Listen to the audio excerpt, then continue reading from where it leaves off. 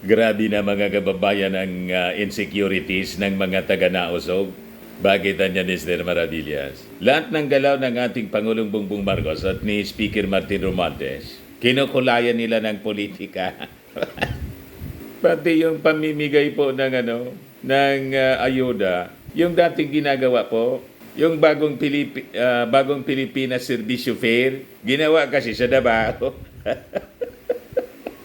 Ayan po, sabi ng mga taga-Nausog, huwag na tayong magbulahan. Servisyo fair is tantamount to vote buying. Bakit? May eleksyon ba ngayon? Malabo po yung inyong mga akusasyon. Ang eleksyon po sa 2025 pa yung midterm election. At itong servisyo fair, pinangunahan ngayon ni Speaker Martin Romualdez. Wala man po na planong magsenador si Martin Romualdez. Si Martin po, tatakbo as congressman uli. For re-election siya sa Leyte po. Paano naging vote buying? Kailangan ba ni Martin Romualdez ng boto galing sa Davao? Yung minimin nila siguro, yung presidential election, 2028 pa yon. Malabo na vote buying. Ang vote buying po nangyayari during election time. 3 days or 2 days or 1 day, a day before the election, ayon, gumagapang na yung mga leaders na mga politiko. Alam natin yan kasi that is the usual the usual na ginagawa po ng mga politiko, namimigay ng pera. That is vote buying. Pero ito po, serbisyo.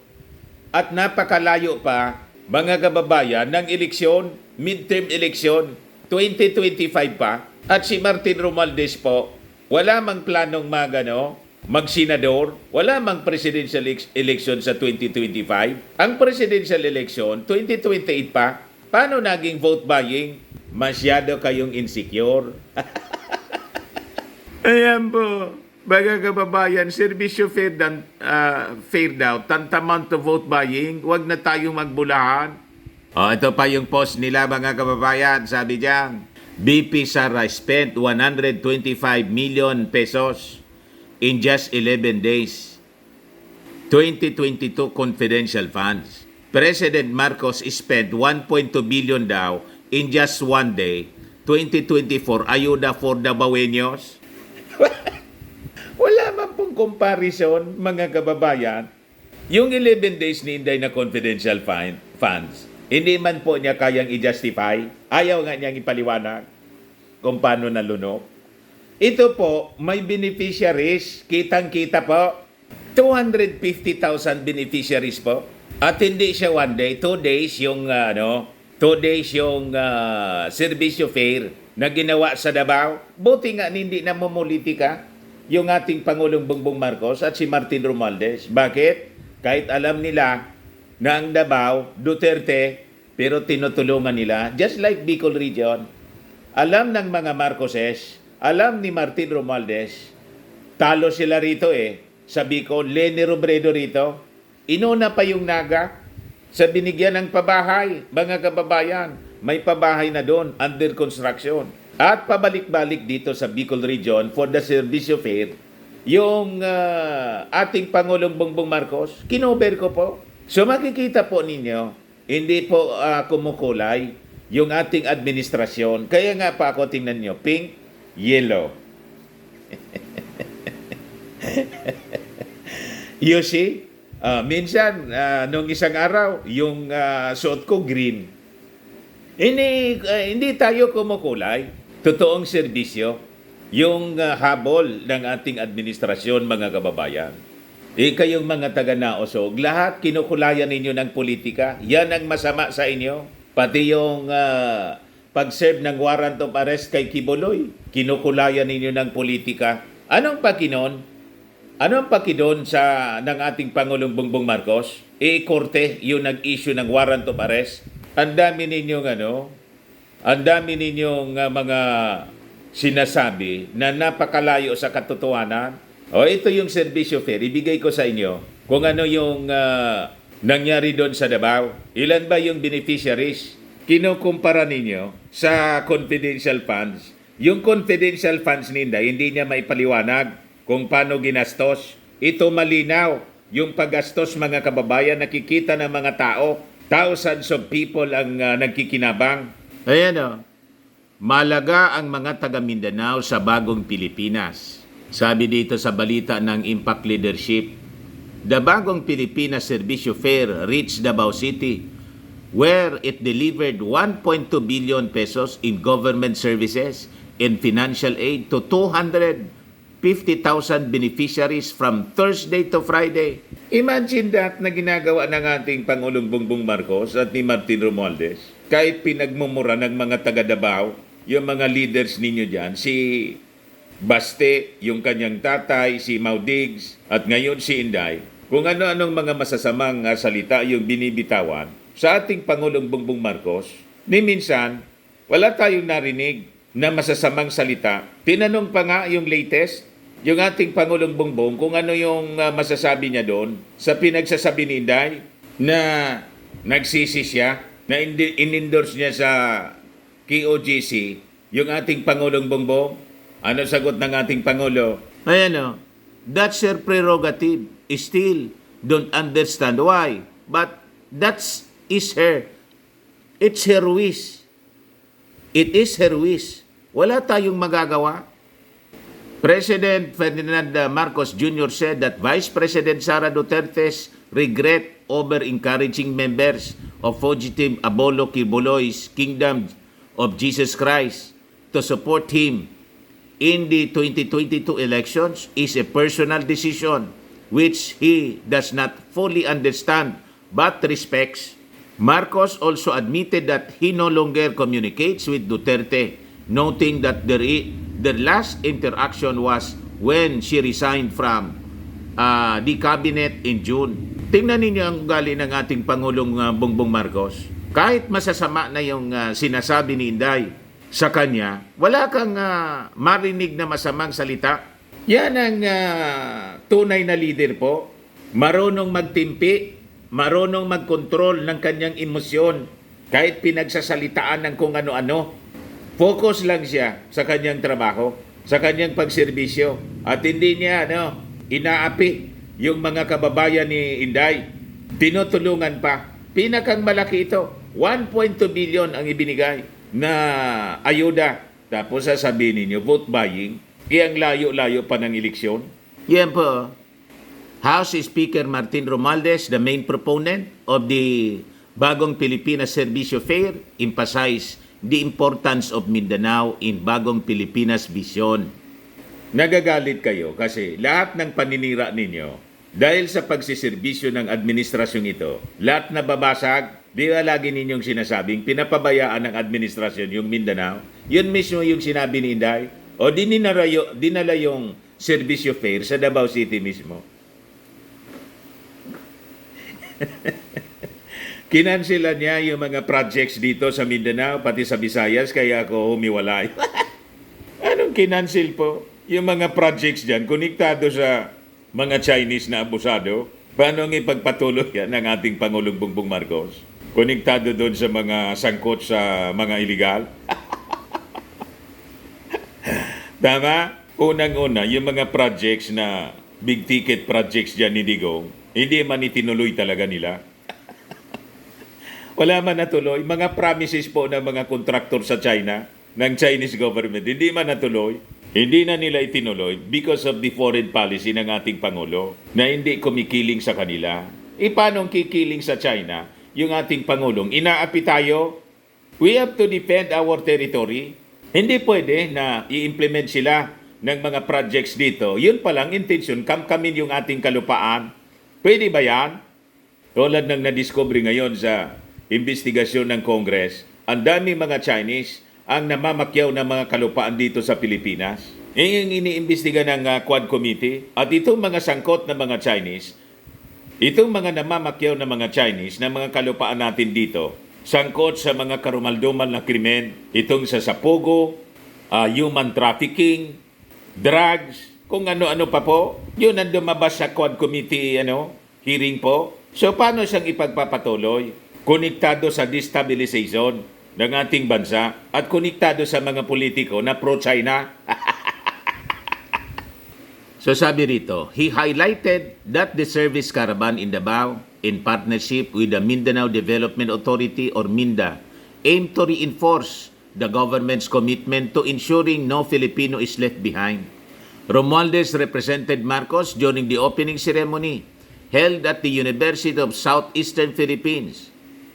He acknowledged the collaboration between the government officials, employees, and members of Congress, which enabled the provision of essential services and aid to the residents of Davao. Nanggagalaiti si Basti. Di tapatan ninyo. Mabigay din kayo ng 1.2 billion na serbisyo sa mga mamamayan ninyo. Si Pulong, 50 to 51 billion yung pork barrel fund niya during the time ng inyong tatay. Nasaan na yon? Bakit nagbabaha pa dyan sa Davao? Di ba? Basag na basag yung mga propaganda ninyo. He reiterated the goal of extending government programs to every Filipino, aligning with the mission of Bagong Pilipinas. The BPSF or Bagong Pilipinas Servicio Fair in Davao City marks the 23rd installment of the service caravan. So paano naging vote buying siya? Buong Pilipinas na siyang ginagawa.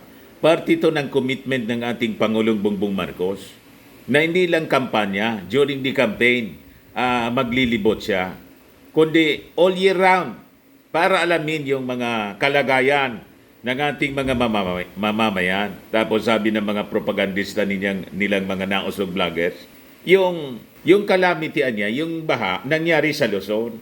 Ang ayuda sa Mindanao, sa Davao.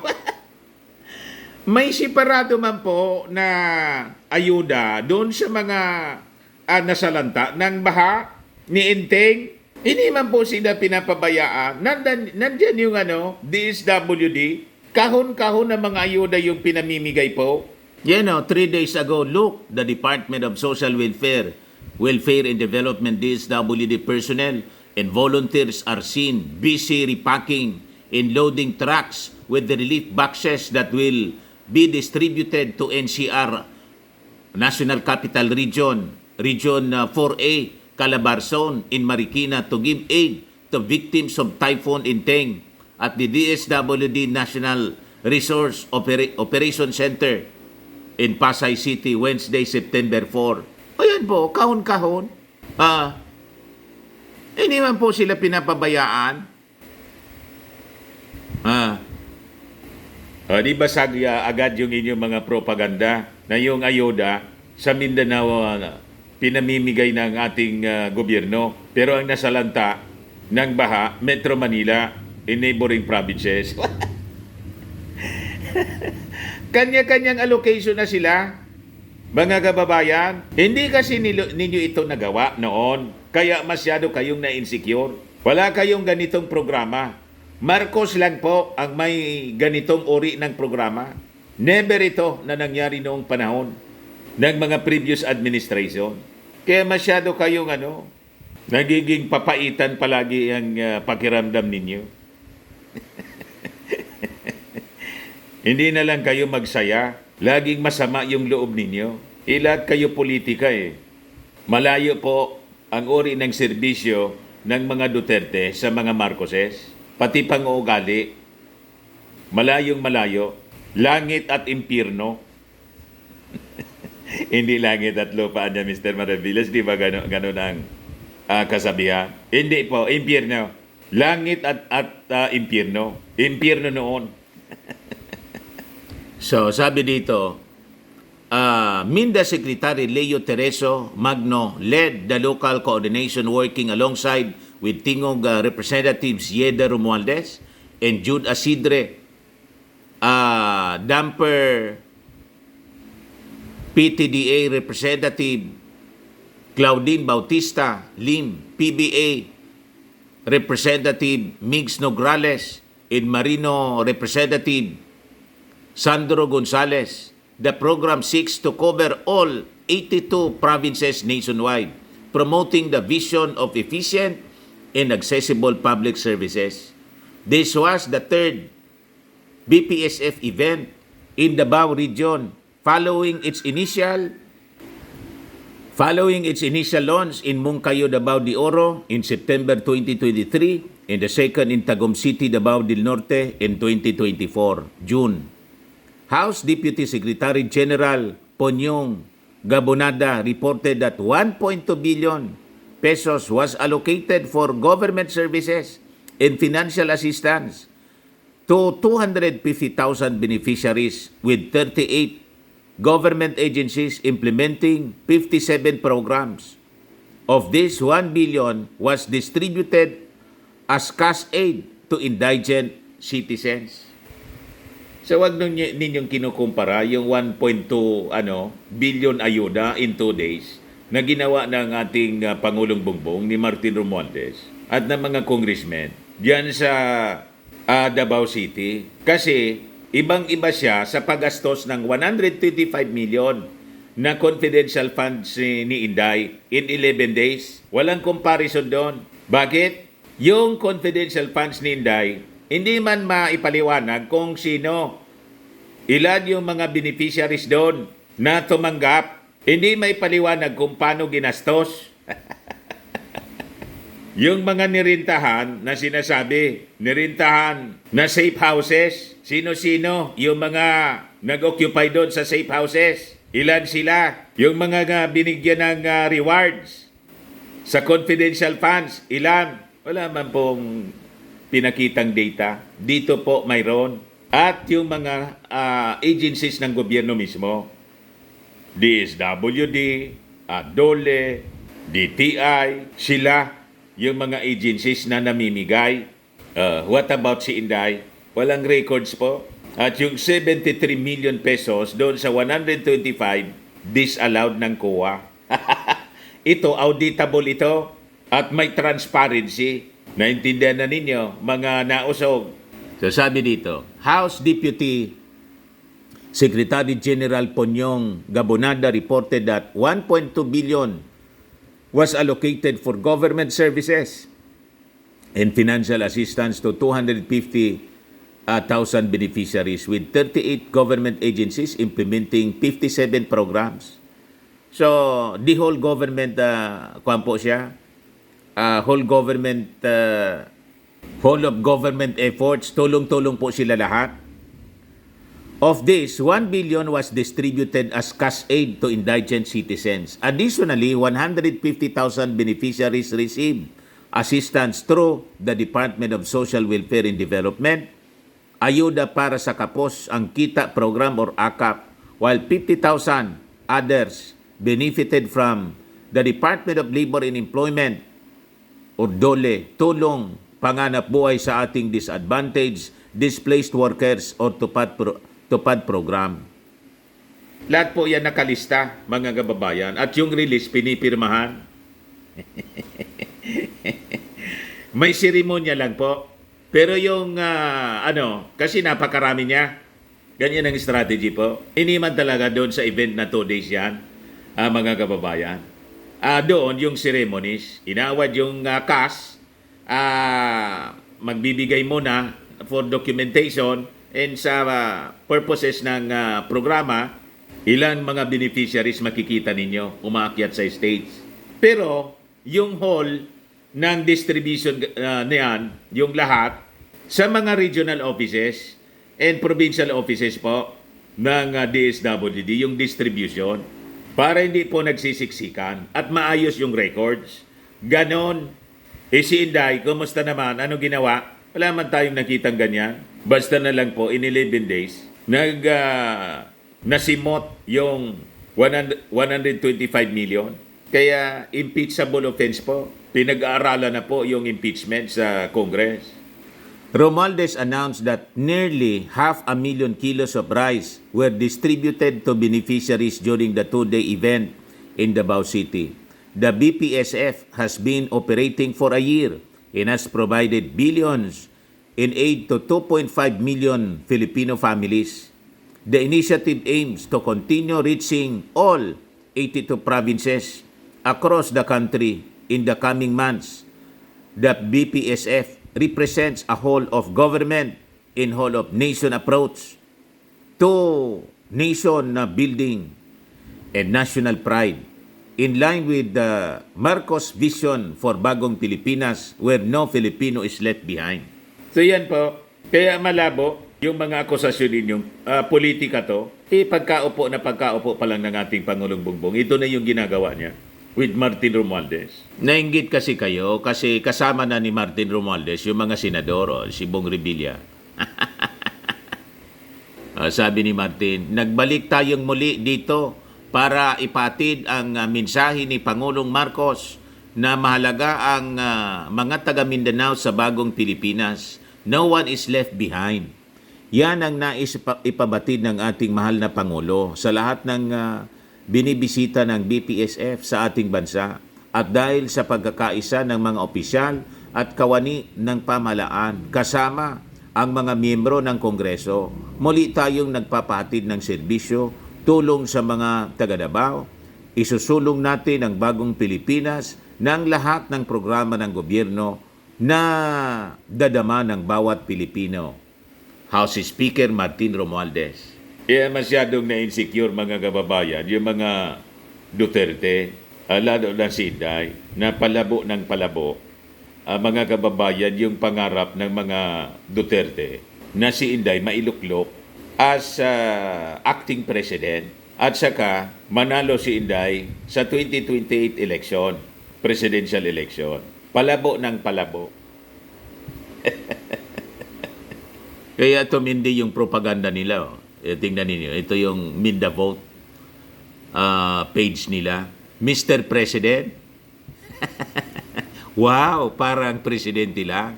Bumisita kasi si Martin Romualdez doon sa kampo ng military. Ayan po. Kaya umaakto na niyang presidente si Martin. Bakit? Anong problema kung bumisita si Martin Romualdez sa kampo ng mga militar? Yung mga military po, kailangan nila yung support na from Congress. Siyempre, yung mga benefits niyan, ang may power of the purse po, yung Congress, yung sweldo, other benefits. Kaya bumibisita, umiikot si Martin Romualdez, lahat ng sektor, kasama yung military, para alamin ano yung mga problema ninyo dyan na kailangan ng support ng Congress. Yan ang leader po. Ha? Pero bagay naman si Martin na susunod na presidente. Yung duda ninyo, tama. Igawan niya kasi Mr. Maravillas nagsimula niya. Di ba, tinulak mo si Martin na tumakbong presidente? Sino man ako po? Di ba? Kaya ayaw tantanan ngayon, sinisiraan si Martin Romualdez na mga vloggers ni Inday. Insecure na masyado kay Martin Romualdez. Sabi ninyo, malabo si Martin na manalo kasi 0.8 lang yung rating sa survey. Pumapantay na sa mga latest survey mga kababayan, halos pumantay na si Martin Romualdez sa ratings ni Inday. Kasi si Inday po, pabulusok ng pabulusok, dumaos-dos sa kakatantrums. O ngayon, alamin natin bakit pumunta sa kampo ng militar si Martin. Ayan po, sabi niya, Speaker Martin Romualdez on Saturday assured soldiers the administration will push for more than 100% increase in the daily subsistence allowance in 2025. So tama mga kababayan na gustong tulungan ng Kongreso yung ating mga sundalo na tumaas man lang yung kanilang mga benepisyo. From 150 per day, we will double your daily subsistence allowance. Our target is to raise this to as much as 350 per day, sabi po ni Romualdez during the House of Representatives Armed Forces of the Philippines Southern Luzon Command Fellowship at Camp Nakar in Lucena City. As instructed by President Marcos, the leader of the 307-strong House said the increase would entail 15 billion in additional funding which he committed to include in the 2025 national budget being scrutinized by his chamber. Kaya kayo nagagalit kasi gusto ninyong gatungan na mag-alsa yung militar saka yung pulis na ikodita yung ating administrasyon gamit yung paninira sa pulburon. Kahit po elementary grade, hindi maniwala doon sa pulburon ninyo kasi kitang-kitang fake.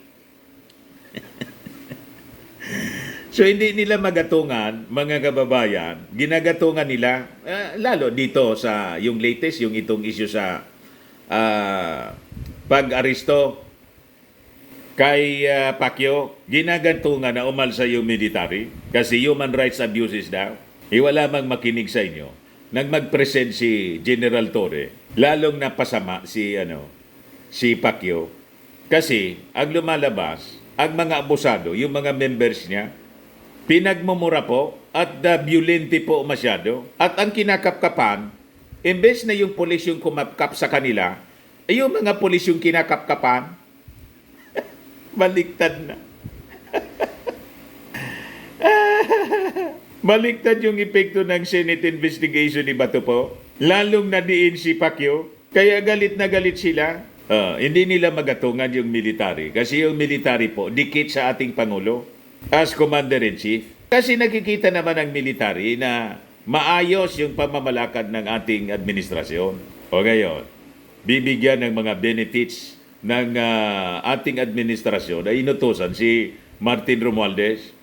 Pinagdududahan nila na si Martin ang susunod na presidente. Malamang, yan ang mangyari. Yang iniisip ninyo, yan ang talagang mangyari. Sabi dito, he said, the House has also passed on third and final reading the bill that will institutionalize a sustainable pension system for veterans and military retirees. So wala pong mag-iisip na magkudita. Asikaso ng gobyerno. Paano magiging disgruntled dyan? Ang disgruntled po, yung mga retired officials, wala na yun influence. At iilan-ilan lang po, mga kababayan, yung mga nagkinabang during the time ng previous administration, sila ngayon ang siging ingay. Wala na po na maniniwala sa inyo. Ba't isusubo yung profesyon, yung kanilang trabaho? Maayos naman po yung pagpatakbo ng ating Pangulong Bongbong sa ating bansa. Wala kayong makukumbinsi. Sabi dito, additionally, we are pushing for measures to provide quality health care and legal assistance for personnel in the lawful performance of their duties. Ayos na ayos po. He said the House likewise remains committed to supporting the Armed Forces Modernization Program as well as the House Bills 1163-75 and 7764 aimed at improving the nation's overall defense posture. Sabi ni Speaker, we are also exploring resources to further strengthen archipelagic defense and international alliances in the face of modern-day security challenges. At the same time, the House leader committed funding for areas that have been declared as communist insurgency-free.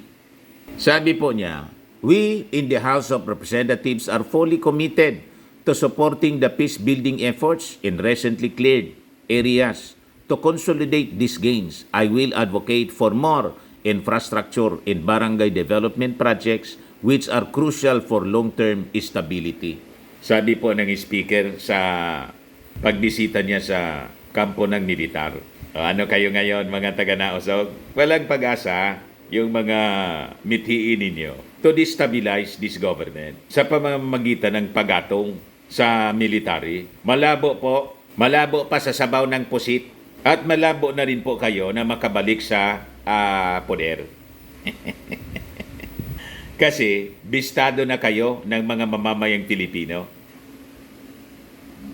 Sa mga naghanap ng malinis and spacious fitness gym, pumunta lang po kayo sa aming Colossal Fitness Gym. We also offer Grab Car Rental with our brand new 2023 model ng Toyota Innova.